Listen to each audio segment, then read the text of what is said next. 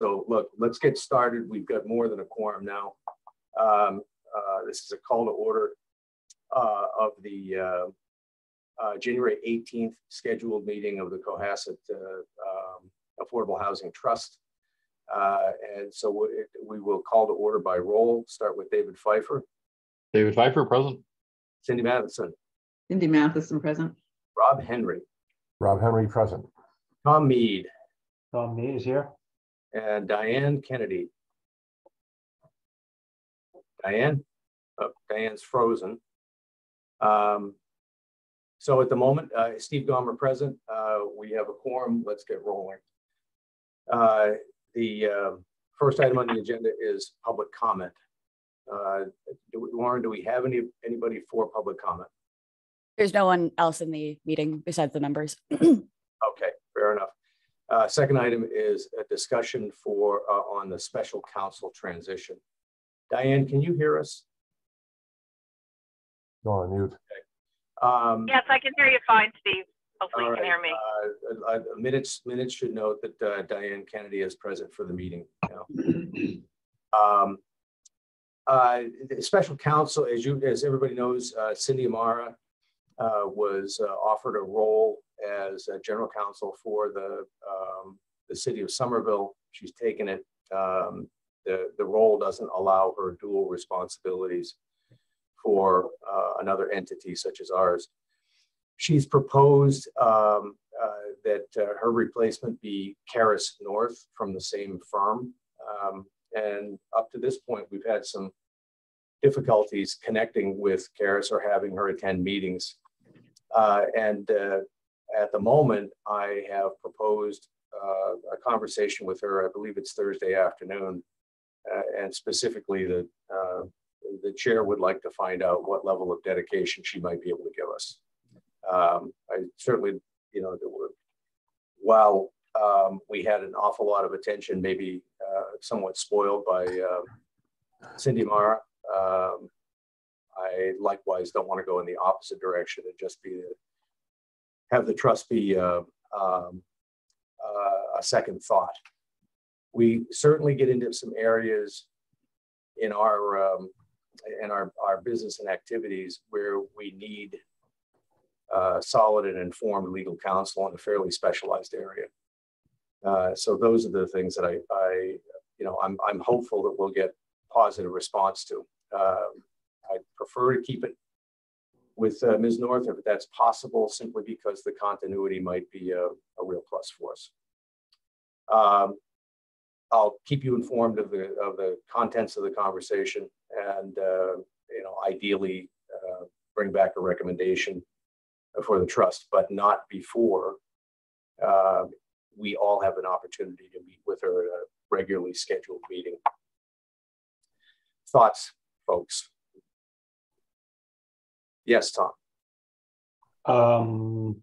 I agree. I think we were a little spoiled by Cindy Amara. I was really impressed and surprised, let's say, by the amount of attention we did get for the cost too, by the way. I have seen, in my professional life, done some affordable housing development stuff, and legal counsel, legal bills can get out of control for these types of things. So that would be one. So I think Murphy, Hess, and Toomey, or whatever the firm is, hopefully this is like sort of in their corporate wheelhouse. They take these things on and don't aren't looking to make a living off of it, so to speak. I would be concerned that you haven't been able to get a hold of the woman. Obviously you'll have that conversation hopefully Thursday and iron that out. And if we can all get on a little better schedule, hopefully everybody can deal with that. But that would, I think, from a firm standpoint, like overall, it seems like they have a very reasonable billing, and cost perspective on this thing. So I think that's on the plus side. I think we were a little spoiled, so we can't expect, such day-to-day involvement from the next attorney, but we do need to make sure that we have some help. I just basically seconding what you're saying there, Steve. Yeah. Hey, Rob. Yeah, and Diane after that. Okay. What do we know? I mean, we know the firm, the building. Does this gal have experience in something like our kind of committee? She, like Cindy did, or what's her resume about working with towns? Well, Murphy Hesse as a firm has a specific expertise in municipal law. Okay. So that's, you know, that's a baseline. And I believe, I don't know entirely, but I believe Karis North has additional experience in land use law, as well as, you know, the overlap to that affordable housing law under Mass General laws. Okay. Okay. Yeah, Diane, this would be very valuable. I'm sorry, Rob, what was the comment? I said, obviously, land use would be very valuable. Right, right. And Diane? Yeah, no, I just wanted to say that I know Karis very well and have for over 30 years. She's been a strictly municipal attorney. And she did yeoman's work, both with the select board in terms of some governance issues and some litigation issues, but more importantly, and kind of more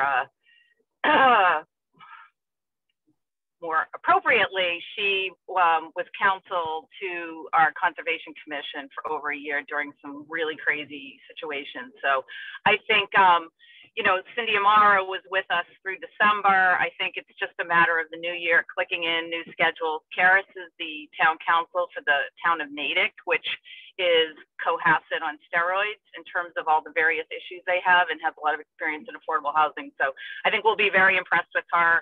And again, to the billing, it would be through Murphy Hesse. It's you know, it's an hourly rate that's very reasonable. This is their business model. So anyway, I think we'll all be very pleased with Karis. Okay, Lauren, I see you get your. Thank you. I just also wanted to add, to echo on to Diane's comment, that the Karis North worked extensively with the zoning and planning boards as well before we switched to KP Law as our general counsel.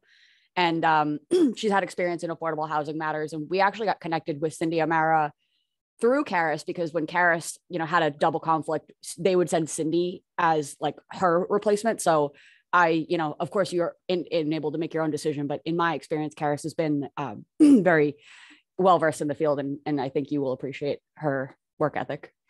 The one issue I think that the trust has had at this point is what can only be described as a fairly rocky transition. Karis was recommended back to us by Cindy, but there doesn't seem to have been an opportunity for a smooth handoff here. All right.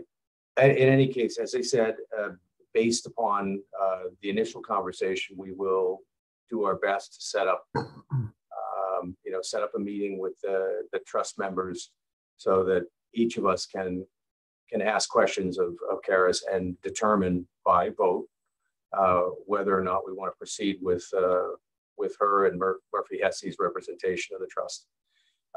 Recall that this is our decision. In other words, the town doesn't have a directive voice in it, right? If this doesn't appear to be the right fit, then we can go in a different direction. And if it does, Murphy Hesse is independent of the town's council, which is, forgive me, Diane, I can't remember the name of that firm. KP Law. KP Law, right? So at that, unless someone has another item to address in this topic, we'll move on. And okay, seeing none, we have Paul Kearse with us this morning. Is he already in the waiting room? He's not joined us. I know that he had intended to, but I don't see him here yet. All right. He is. Then we'll move past that for the moment, and let us, as soon as he does show up. Okay. If he doesn't for some reason show up, I can give you a quick summary of what happened at their last meeting when the time comes. Fair enough. So at the moment, we'll push the topic aside. But I can tell you that the basis of it is the Affordable Housing Steering Committee did meet with Habitat and had discussions on fundraising for that. He'll give us an update of their goals, and I had talked to Paul separately. I gave him some thoughts that we've discussed as well. and his intent was to bring those back to Habitat. Let's move on to the next topic, the project pipeline. So Tom, any updates? I do not. I apologize, Lauren. I actually just this morning when I went to go look for today's agenda, I saw this other email from you on January 4. My apologies, I missed that. So I'll ask you to kind of give us a quick rundown of the pipeline, and then separately looks like that's to do with what we need to go into executive session for anyways. But I just wanted to own that. My apologies. I didn't see that email until just now. Sure, that's not a problem. I'm going to share my screen quickly because I actually put together a document recently to update. And here, I think you can see the agenda now, but I just want to show you your page again because I added this document to your page. It's also on the Affordable Housing Steering Committee and the Planning Board page, but I added a section down here that's affordable housing inventory. And then if you click on that, you'll get to this document. And this is just, I'm going to just periodically update this as needed. This shows you what the existing properties are that are on our subsidized housing inventory, properties that are pending addition, which is 87 and 89 Cushing Road. We've submitted that paperwork to DHCD to get those in the queue. They're, we're just sort of going through the process of making sure we have all that documentation that's in progress. And then the bottom part is what you see in the future, which is our future project pipeline that we discuss. Embed David. This would be 808 Jerusalem Road. As we know, there's fundraising underway. They're at this point anticipating, if we can do the fundraising as they plan, that construction would start, this year, imminently in the next couple of months, that they would begin to break ground and pull those building permits. So that's exciting news. I also, while I was putting this together, just want to flag for everyone, these will be our first ever ownership units on the subsidized housing inventory because we only have rental. So that's actually, we don't really talk about that fact, but I think that's something to note. 390 Chief Justice Cushing Highway, they're continuing to move along. They have active construction and they have been releasing partial certificates of occupancy. So the affordable housing deed restricted units are already occupied right now, and they're phasing in the full 20 units. Once that building is completely done and they have C of Os for the whole building, we'll be able to submit and get those in the unit. So that's upcoming as well. 147 South Main Street, again, under active construction, more sort of their early phases. 1 Pleasant Street, same, they're working right now. 55 South Main Street, still to be determined what their plan is. This application had been before the planning board due to sort of an error with something at one of the planning board meetings. We had to re-advertise their public hearing. So they're restarting their public hearing next week, actually. They plan to bring forward what is sort of more of a concrete plan for their affordable housing package to the planning board at this time. Because in the past, they really were sort of kicking the tires on, do they want to have their rental units? Do they want to have ownership? Do they plan to do them on or off site? They really weren't sure. So at this point, they're still proposing approximately 12 residential units. So however this shakes out, we would anticipate that we would get 1 to 2 based on our 10% inclusionary zoning. But I will continue to keep you up to date as this unfolds. This is just sort of very early on in application review stage right now at this point. And 55 South Main is the gas station, right? Yes, that's correct. Okay. By the way, I heard something go off like there was someone in the waiting room. Is that by chance, is that Paul Kears? Actually, that was David Pfeiffer rejoining us. Oh, hello. Welcome back, David. Good to be back. All right. One other item in here that's important to note. We did execute the purchase and sale agreement on Elm Street. There is some, we've run into some problems, which is to say that Lauren Lind in particular has been running into some problems actually getting finances executed on this. Have we made the initial deposit check yet, Lauren, or is that still not to be cut? It hasn't been cut. Correct. It has not been cut. Correct. Right. So I've already had a conversation separately with the town manager about this as well. He's going to look into whatever the delay might be.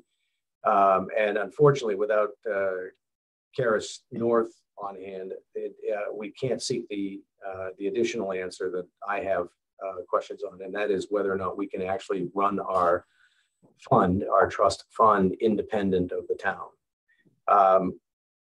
Suffice it to say that Lauren ran into more roadblocks than ever should occur in simply getting a check cut from funds that are independent of the town. So at this point, while we have an executed document, we do not have an executed agreement because there is no financial deposit that has gone with it. And is there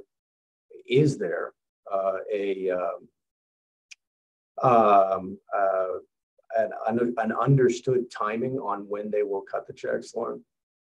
My understanding is that it should be cut tomorrow, which would be tomorrow, Thursday. I have a couple of meetings today after this to follow up on this. Yeah, go ahead, Tom. So we've paid our legal bills on time. Who cuts those checks? Ultimately, it's, I believe the final sign off on any checks leaving any town administered fund is going to be by the town chief financial officer.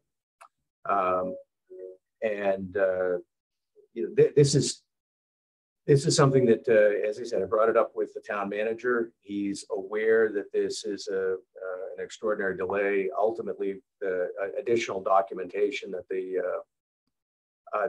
initial documentation presented to substantiate the need for monies to fund the transaction was the purchase and sale, the signed purchase and sale agreement. And as I understand it, the CFO has requested additional documentation, including meeting minutes with the vote to go ahead with this transaction. And Lauren pointed out that vote was taken in executive session, and executive session meeting minutes don't have to be published until 90 days after the meeting. So, Diane? I just wanted to clarify that the CFO is actually the town manager. So this is a holdup in the process with the finance director, who's very experienced. So I imagine Lauren will get some resolution today.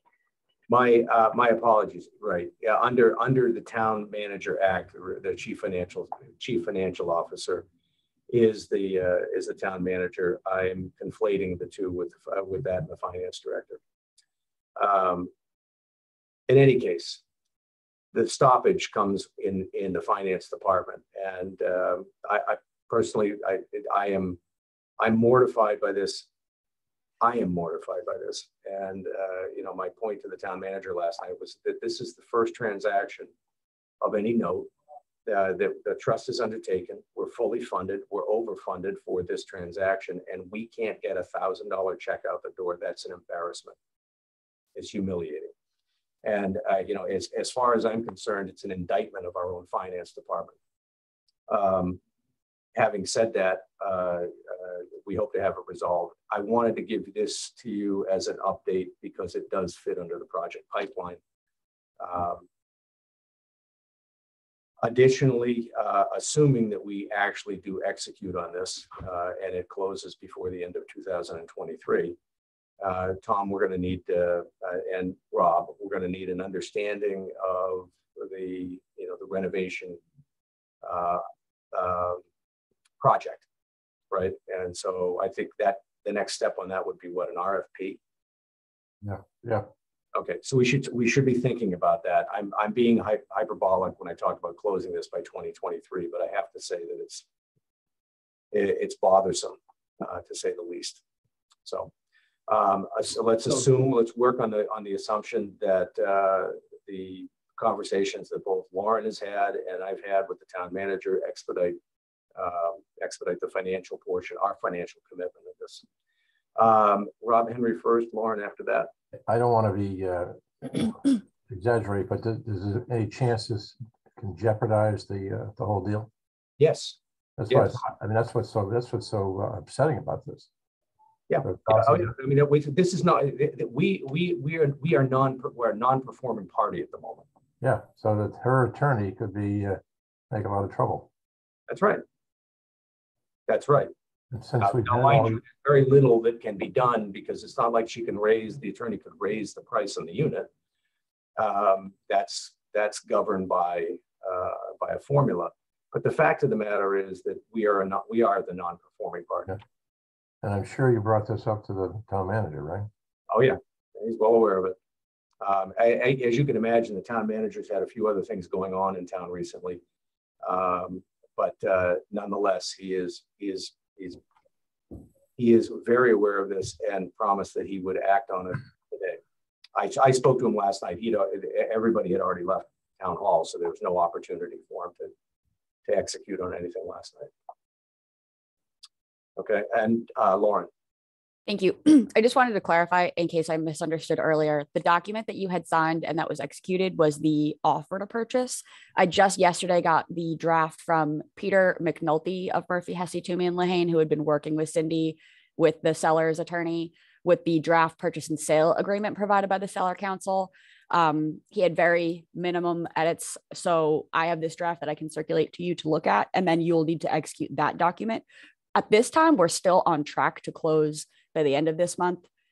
And when I spoke with Peter, he had, spoken with the council's attorney. They seemed understanding and lenient of the situation, fortunately. So I'm optimistic that this will still work out as planned. Again, I am doing everything that I can from my side to make sure that we get these checks. Lauren, I think I speak for the trust and acknowledgement of that you're unfortunately stuck in the middle of the vice. I'm expressing a personal opinion of how frustrating this is. It's not. Make sure I underscore that is not directed at you. Thank you. I appreciate that. But yes, I just wanted to clarify with the documents that there is one more that you'll need to sign to finish the purchase and sale. So that will be forthcoming. Fire it off. But just let's make sure we have money to go with it this time. And by the way, if there are any hitches that you're getting from finance, I'd like to know, when you deal with them.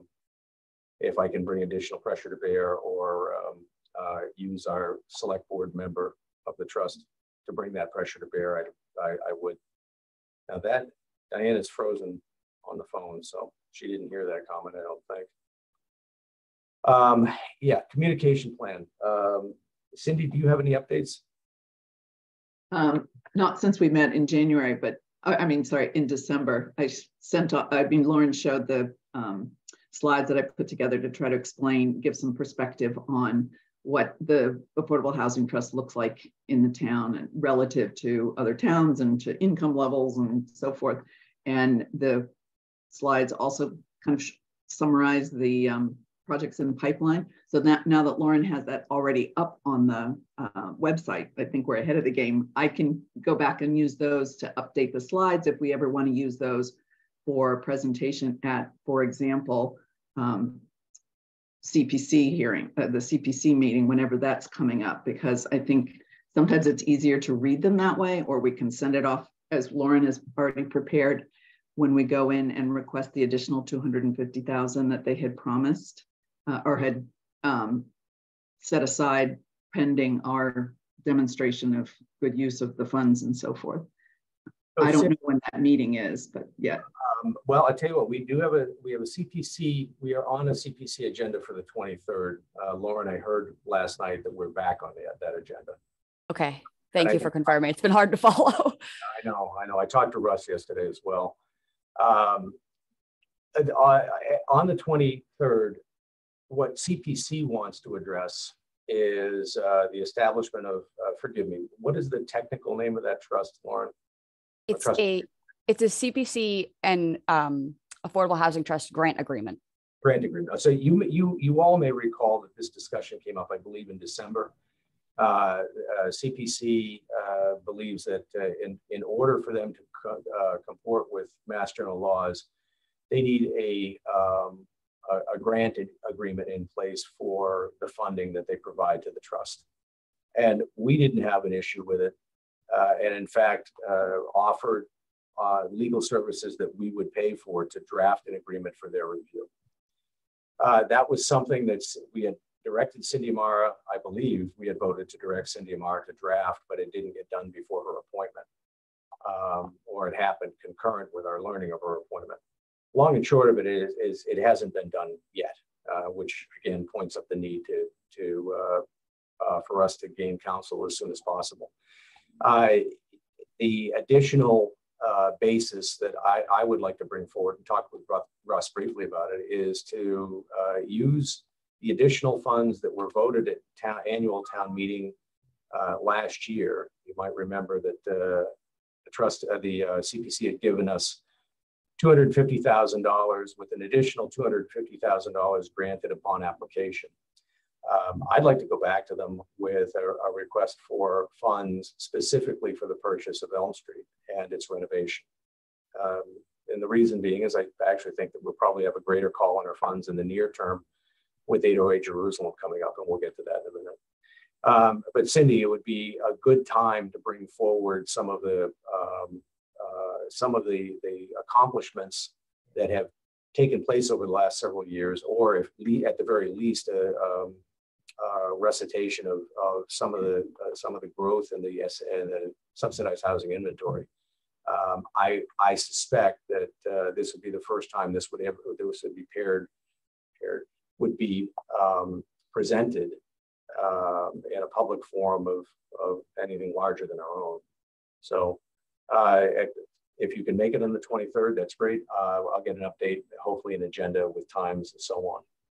Okay, I think we have a very strong case to make because I didn't even include the Elm Street request on that, on the project pipeline. So I think a quick, as you said, recitation of what we have done so far this year, pretty much should alleviate any concerns some of the members of CPC had that we're not doing anything with the funds or with our time. So I think that's worth doing.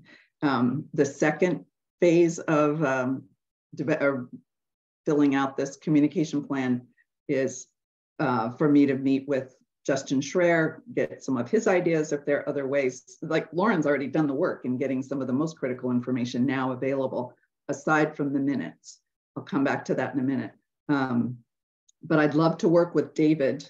I don't know if anybody's been mentioning it to you, either Ted or Steve, about getting together and thinking about how do we share this information of what we're doing with the rest of the town. In other words, like what's the general social media, whatever, which I'm not an expert at. And it would be nice to be able to have a partner to work on in how we carry that forward. I'm in. Excellent. Okay, then somehow I need to get your cell number or what so that we can set up. I'll shoot you a note right now with my info. Okay, thanks.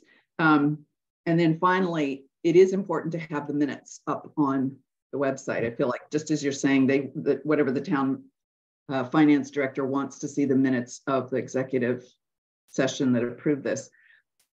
Ted was talking to some outside vendors who prepare minutes. I don't know where that's gone, but I feel like that's an important thing to put on the list to get done. I don't know where it is either. I've tried to reach Ted a couple of times over the past 2 or 3 weeks, and I haven't had any success.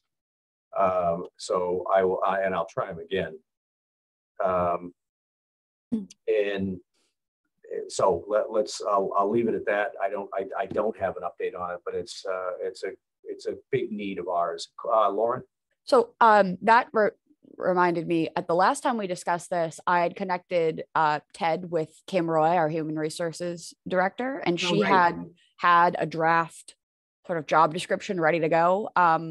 So I will loop back in with Kim about what we need to do next and sort of what the next steps are on that. Okay, thank you. Are we okay leaving the communication plan right now? All right, so the finance plan is at the moment it doesn't have an update.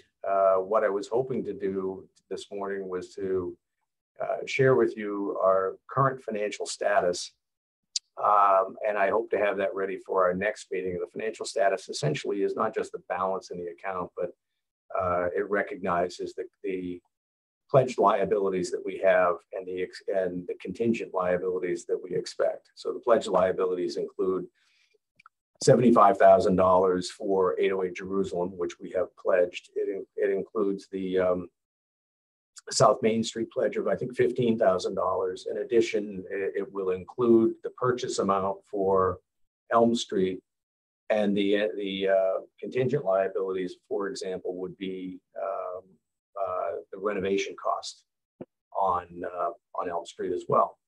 And that would give us an idea of where we stand currently, right? But from beyond that, I think among the things that we need to start thinking about specifically are, basic budgeting items of our, what does it cost to run this trust annually? I'm thinking legal costs, and if we have administrative support, what the administrative support costs are, which would then give us an idea of what our actual operating funds could be, that might be. At some point, I think we desperately need to give a lot longer term view to what the steering committee has been working on. As Lauren points out, we've only got one owner-occupied property. I'm sorry, owned and occupied property on the SHI list. And, it's something for the trust to consider. Should we be thinking about more owned properties, or are we agnostic? I mean, we're getting to the point sooner rather than later where I think we can breathe a little bit with respect to headroom for ORDB requirements. So it something to think about, right? Because really where the direction that we're going to take as a town will be driven by our financial capabilities to undertake it. So I know that the steering committee has discussed it generally, and I think they probably are looking for more direction from us. All right. Stop and go, Diane. Stop. Okay. Anyway. Okay. We're moving on to administrative stuff. By the way, I did get a message back from Paul Kears. He's unavailable this morning. So actually, before we go to administrative, let's bring up that, revisit the original topic of the steering committee's update on 808 Jerusalem. And so Lauren, you have that. Why don't you take the floor? Perfect, thank you. So I have the Affordable Housing Steering Committee met last week. They are discussing really how to ramp up the fundraising efforts. Habitat for Humanity is at this point ready to put their focus on this project. It is like next on their priority list. And they're actually planning, they do an annual gala event that's a benefit. This year, to sort of dovetail with this project upcoming, they've planned to do it at the Red Lion in May. So that fundraiser will be their gala event for like all of South Shore Habitat. It's not specifically for the project, but it will be an opportunity for them to showcase that project. It's going to be on a Thursday in May, and I can confirm the date once I have that for you all. I'll make sure that you have that information. Moving up to that, though, what they're trying to do is secure, when they talk about fundraising for this, they really do it as like a pyramid approach. They try to secure some of these like sort of bigger ticket donations. They also do a lot of in-kind donations, like working with electrical unions and things like that, getting donations from, for example, local businesses, giving cabinets and actual, things to build the home. So they're working on a lot of that. They're working on getting grant funding. I think the Affordable Housing Steering Committee would like to potentially discuss with you. I know the trust has already committed as part of the agreement a minimum of $75,000 towards this project. They're, I think, potentially kicking the tires on, would you be interested in putting in anything else to help lever that needle? But of course, it's, going to take a lot more sources. Once the sort of bigger building blocks of this pyramid are set, that's when you'll start to see the sort of like smaller little events where it's like, like a golf outing and everybody can come and do the big sort of more fun fundraising events, if you will, the ones that are more public. They try to have their base already set. The Tamar Scheisse is the new director of development at Habitat for Humanity. She's an extensive background in fundraising. She's been wonderful to deal with so far. She sort of was explaining that the project, they need to secure a minimum of 75% of their cost before they can proceed with breaking ground. So that's sort of where we're at. The Affordable Housing Steering Committee is going to be working and breaking into sort of smaller groups to sort of target and bring in connections. And some of this really is just like, if any of you know someone who may be potentially interested in connecting with Tamar, all it takes for Tamar is to sort of like bring in a connection. If, you know, if you're not comfortable reaching out to someone you know and saying, would you like to donate to, if you're even comfortable opening that door to have a connection or have coffee with this woman and sort of branch that, that's what she's looking for, some network building. So that's, I think, the gist of kind of what Paul is going to discuss with you. And I'm sure we'll make sure that whenever your next meeting is held, if we stick to our regular schedule or if we need to add anything, given what's going on with the Elm Street unit, I'll coordinate with Paul and make sure that he's available to speak with you. Tom first and then Diane. Thanks, Lauren, directed back to you. I would, if you want to connect me directly with the woman at Habitat, I'd love to have coffee with her.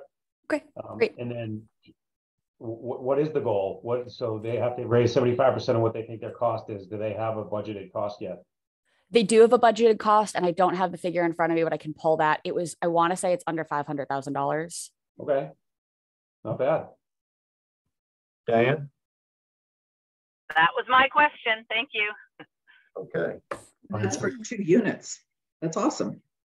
Yeah, I'm sure there's a lot of, you know, that the question I think is, it needs to be clarified even further at $500,000. Is that a cash cost, or is that cash and in-kind contribution? And I'm going to make a guess that it's a cash value. It's actually cash and in kind. Is it really? Well, that is pretty impressive then. So I will get you those figures so you have more concise information than my ballpark figure. But yes, it's certainly for 2 homeownership units in this market. I was surprised to see what they were estimating. Yeah. So a separate question is that if you did the general math, are they actually looking for 4.25 because they know they've got 75 booked, or are they looking for 5? And you know, and the 75 is icing. I believe that the 75 is included in the full figure that they're looking at. Okay. All right. Forgive me, Lauren, what do we need executive session for? You know, I left that on the agenda in the event that we needed it for the Elm Street discussion. But at this point, if you no longer declare that that's necessary, we can skip that and have, you know, minutes reflect that that was not necessary. I don't think we have anything in particular to talk about with Elm Street that we haven't already briefed, and that which we briefed would have been public information anyway. Let's just move to the administrative section. Next meeting date, February 8th, 2023, and approval of minutes. Do we have minutes to approve? I don't think so at the moment, do we? No. Okay. Any other topics? Not anticipated. Tom? Yeah, I think we need some very specific next steps on secretarial help. Right. I while we were on, I texted Ted to find out what the status was with him.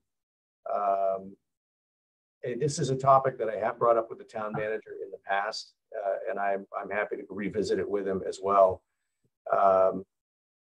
If we can do it on our own, I think it's going to work out more quickly. And frankly, if we can't get much further with Ted because of his schedule, then you know, I'd offer to undertake it, or gladly employ anybody who wants to help me with it to try and find someone. So, if I may, yes. So did I understand? I thought it had to. Can somebody clarify the process for me? Is this a job that needs to be offered first to town employees or existing staff or anything? According to the town manager, no, because it doesn't. It would never rise to the level of hours necessary to be considered you know, even a part-time employee. Okay. So we can be contracted. Okay. And what's the hourly rate and expected number of hours? I don't know what we're required to pay for a living wage anymore, but it may be somewhere around $850 an hour. If you're living in Cohasset, it could well be. I have no idea. I'll do I it. mean, was where going do to say, I for sign that up matter, I one? resign and then I'll take care of this. Yeah. end. We're gonna have to fight each other. Can I apply for a back pay on the? Yeah, you got back previous pay. You minutes I got have done? retroactive pay coming Remember what soon. happens with competition, though. That means the price. Yeah, the market system works. Yeah, but why don't you guys bid for it right now? I mean, we can share 2 hours a month. That covers my golf and then some. The sad part about this is you'd have to resign your position on the trust. That means you then have to interview for the job. But in all, What's that, Tom? if I might, in all seriousness, if it's 1 to 2 hours of attendance at the Affordable Housing Trust meeting, and then 1 to 2 hours to prep minutes and various follow-up. I mean, it could be as little as 5 or 6 hours a month. Right. Even at $30 an hour is $150. Like, we just have to find somebody. I have a full-time virtual assistant who could Zoom into these meetings. She takes notes on all our ops meetings and all these other meetings. It could be as it doesn't. If there's no problem with union stuff and procurement and whatever else, like, let's just find an answer. Well, that is and Diane, I see your hand up, so you're next. Ted was thought he had an answer, and I just haven't heard the response from him. Instead of crossing wires, I want to hear from him as to whether or not he's made any progress. If he has not, then Tom, I'm happy to entertain your virtual assistant as a possibility. Diane. Yeah, and correct me if I'm wrong, because I'm driving and a little distracted, but I mean, I think Lauren said earlier in the meeting that she was going to check in with Kim, and I think that is definitely the first step, because technically it would be the person, even though we're independent, would be a town of Cohasset employee, even if it were 5 hours a week. So I think just let Lauren and Kim connect, and then see what happens with Ted, and then let's just make it happen. And I agree. And I think we're going to have to probably pay a little more, but it's still inconsequential.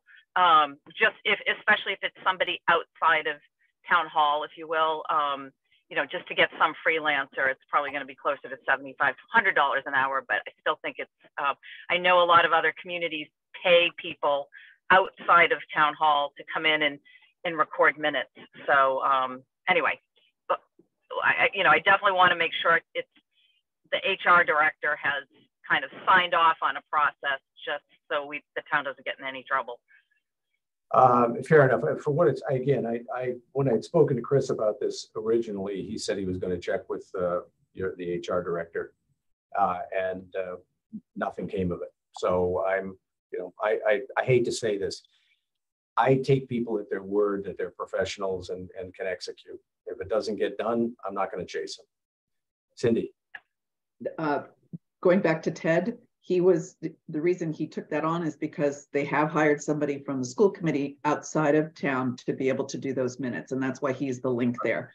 I don't know, the other point I wanted to ask is, we have the recordings of the meetings. So if there's a question, from a legal perspective, we have evidence of what we discussed, at least to look back, not just the scribbles that I have from every meeting that I've used in the past to put notes together or minutes together. Right. Yeah. And with respect to the as it applies to the financial question, those were actually exactly the vote we would have taken there would have been an executive session, and those we don't have recordings on. Executive session is not recorded. So okay, I think I do have notes for those. No, if you necessary. do. Yeah. I mean, I have my scribbles, is what I'm saying. The beauty of executive session is it can be created. I'm kidding. All right. And do we have anything else? Topics not anticipated? Apparently two. Tom and then Rob. Sorry, I just realized I was taking a quick look. Very nice job on the website. But I note that everybody's term is up this year. And I thought the original trust structure was supposed to stagger those. it's fine, then it didn't. What's that process here going forward? And can we stagger them this time? Diane, do you know for appointment to the trust, because it's the selectman's appointment, does staggering the terms require action by the select board? It might. I mean, this is my area of expertise. I'm a governance freak. Let me go look. If we didn't stagger the terms, there was likely a reason for that. And I just have to go remind myself what that situation is. Or it's possible that the terms listed on the website are incorrect. Just that wouldn't, just because. So let me do some research on that and get back to you. But good point. Yeah, if you don't mind, can you communicate what you find back through Lauren, and she can in turn push it back out to all of us? Well, so it's in the bylaw. I just pulled up your bylaw. There should be a board of trustees, 7 trustees appointed by the Board of Selectmen, one member of the Board of Selectmen. The initial terms of the trustees shall be staggered as 1 or 2 years. All terms thereafter shall be for 2 years. So that's written into the bylaw. So that's actually a different change. If it's not just a committee charge, then yep, you need town meeting action to change that. Yep. So but we got to figure out why the rhythm is that it looks like everybody's this year, expiring. So, I mean, I'll be off, but I don't know about how it all. I don't know where our terms stagger, because even after that first initial term, it should remain staggered throughout. So let me do a little research, and I'll communicate with Lauren. Okay, Rob Henry. Yeah, it's funny. I had my hand raised, and Tom went for. I was going to ask the same question, but last year this past year, I guess you want to call it, renewed. But my recollection is some were renewed 1, some were renewed 2 to form a staggered thing. So I don't know where it came up all of a sudden. Now we're all up to date, off on the same date. But so Diane, you're going to find out. But I thought we were on a staggered. Actually, Rob, let me ask Lauren. Lauren, would you mind terribly checking the terms as registered with the town clerk? Yep, absolutely. And then once you get that, just let us know who's, assuming that we just got a misprint on the website. Who is up for renewal this year, or whose term is up this year? And then secondly, if in fact it's not a misprint on the website, that we'll have to figure out how we comport with the actual structure as it should be. So. And as Lauren said, the bylaw is the bylaw. So what we would do is if there are people that are up this year, we could just do 1-year appointments for some people and 2 years for others, just to stagger them. That's an easy correction, but we got to figure out what the baseline is. Okay. Alrighty. Are there any other topics? Rob, did that cover yours, or do you? I had the 2 things, that and then my constant thing. If you are in agreement, particularly as chairman, can we make a concerted effort to either, to do this thing live at the senior center, which is perfectly safe from a distance and everything else over there. There's no reason not to. And that's just, as a personal thing, I've done an awful lot in the last 4 or 5 months in my consulting job, where I've been able to do things in person. And they are so much more productive, face to face with people, getting things done, getting commitments, living up to commitments, and all that. It makes all the sense in the world to do it in person and not to continue doing it like this on virtual. Diane, did you have your hand up? No, I completely agree. I think in person is way better, but I know it poses difficulties for people. Is there any edict from either the state or from the town at the moment that would prevent this? Not at all. Okay. I see your hand, Lauren. I'm just going to call on Cindy Matheson first. I think meeting in person is wonderful. The one thing I would suggest is be sure that we have someone to record the minutes there at that meeting, because right now we have the recording, but if we don't have someone going to do the minutes, it doesn't make sense to meet in person. Got it. Rob, hang on to your thought for a second. Okay. You had something to add? Yes, I just wanted to clarify from the perspective of if the committee chose that they wanted to start meeting in person, we could do that as soon as our next meeting. The problem that we have is that I cannot guarantee a hybrid format. I don't have the technology in place. I can't guarantee another staff member to run that portion of it. So that's the complication, is that if you want to maintain the hybrid capability, that's when it gets a little hairier. Okay. I by the way, just to Cindy's point, I do believe that it makes sense generally to meet in person. I say generally because without minutes being addressed, it is going to just continue to create more chaos. At the very least, we have a recording currently. Rob Henry. Yeah, and I forgot to mention, then certainly, I mean, it does take some technical capability, but it's easy if you get somebody who knows how to do it. You could still have the aspect of virtual, somebody that couldn't come to the meeting, I mean, among the trust, but more importantly, like a guy like, just use the example of this fellow, Paul Pierce.